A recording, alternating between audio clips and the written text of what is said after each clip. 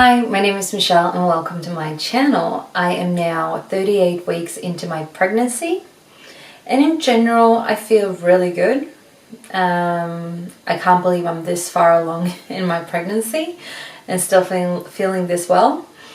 I have had similar symptoms the last week as I did, I guess, almost 2 weeks before that. So heartburn is, I guess, the biggest symptom that I have, and I'm getting a little heavier, which makes me a little bit uncomfortable in certain positions, and sleeping is, a little bit uncomfy, but I can't complain. It's been pretty okay so far anyway. The only new symptoms I could maybe add is that I've been feeling maybe 2-3 mornings some sort of nausea. It's only lasted for like 10 to 15 minutes. I've been feeling, the saliva is getting collected, moist in my mouth. But I haven't puked or anything like that, so that's been good. And after like 10 minutes, it's gone. And that's only been 2-3 times since my last video update, weekly update. So really nothing huge, nothing that I really can complain about. On Tuesday, I started to feel, or really on Monday afternoon, I started to feel that the baby's movements were a bit weak. So I got a bit concerned. And then on Tuesday morning, when it hadn't really picked up or perked up, so I contacted my midwife, who recommended or basically told me that I should go into the hospital via the emergency room and have our little girl checked up, so I could make sure that everything was fine with her and that she's not in any harm. So that's what I did. I spent 3 hours approximately that day at the hospital, and everything, thank God, was fine, and baby's movement perked up that day when I was waiting at the hospital as well, which was really comforting and reassuring, of course. One thing that I thought was interesting that day was that they were measuring my amniotic fluid, and the normal, I guess, volume or whatever they're measuring in is between 5 and 25, and I was 20, and that was still in the normal range, so they were not concerned at all, but it's a bit higher than where you should be probably in this at this time in your pregnancy, because usually in the end of the pregnancy the amniotic fluid is getting a little bit less, because the baby gets a little less room to move around.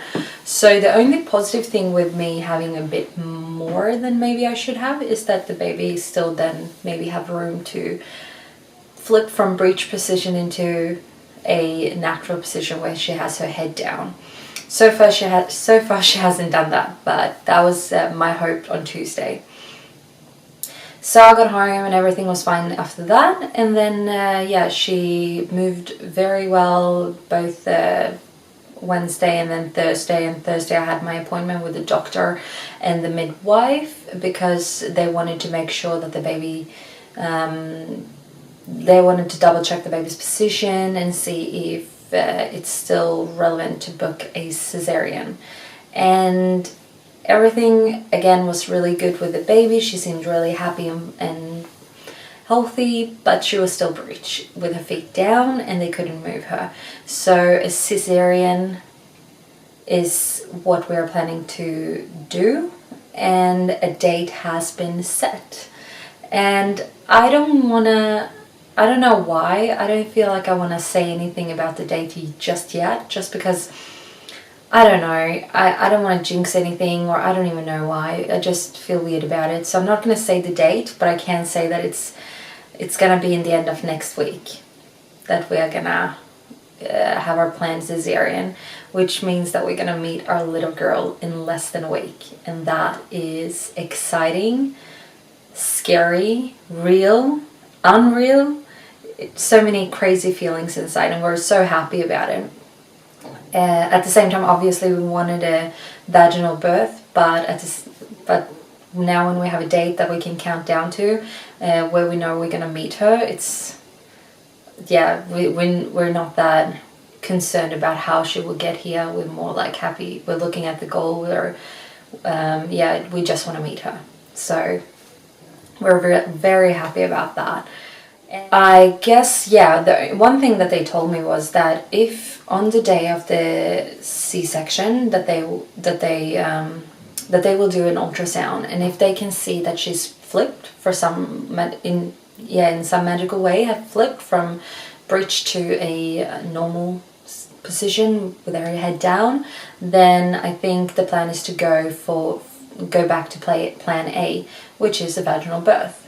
And I don't know if that means that, I don't think they will induce me that day, but it would be a bit, I don't know, it would be a bit weird to, yeah, prep and come there and then to the hospital expecting to see your baby and then be like, well, she seems to be flipped, so yeah, go back home. I don't know, that would be so weird. Expecting to see your baby and then be sent home because change the plans. I mean, we're gonna let this little girl choose whatever she want to choose or do whatever she want to do. Obviously we can't control that, but yeah, I'm trying not to get too stuck with any of the plans. I feel like I've learned that the hard way when we found out that she was laying in a breech position anyway. It's crazy, yeah. That's one of the biggest lessons or learnings of this pregnancy, is that you can't control anything and that you should just be grateful when everything is going well, and even when things are going maybe not so well or not as you planned, that you should be happy that the baby, that the baby is still healthy, because that's the main thing that matters. That's my update for now. What I have left to do before our planned cesarean is that we need to pack the hospital bag, which I'm gonna do as soon as I can. And then I also have to go to the hospital, but that's the day before the surgery, to leave a blood sample, and I am also supposed to call the hospital the day before the surgery and make sure that I get the specific time for when it's my turn to go into the theater. Exciting times, and I can't wait to meet our little girl. This will probably be my last update until she's here, which is crazy and exciting. So yeah, thank you so much for watching, and hopefully we'll see you in the next video, and maybe I will have a little girl then. Maybe I won't be pregnant. We'll see. Bye.